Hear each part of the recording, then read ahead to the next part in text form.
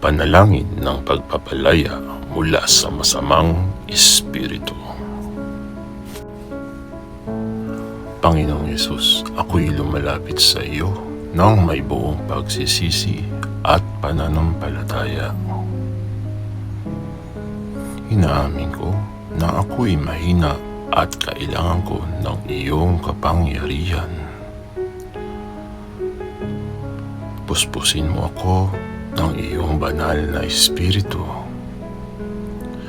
Linisin mo ako ng iyong banal na dugo na dumanak sa krus ng Kalbaryo.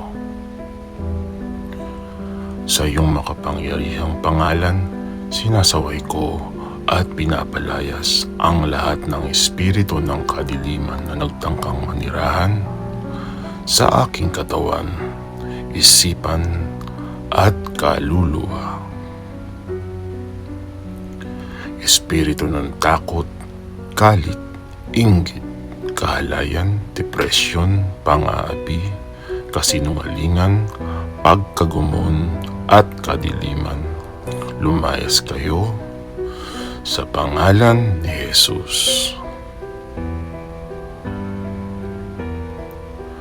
Itinataas ko ang banal na pangalan ni Jesus sa aking buhay. Tinatakwil ko ang lahat ng gawa ng kaaway. Sinisira ko ang bawat tanikala na gumagapos sa akin. Sa pangalan ni Jesus, ako'y pinalaya na.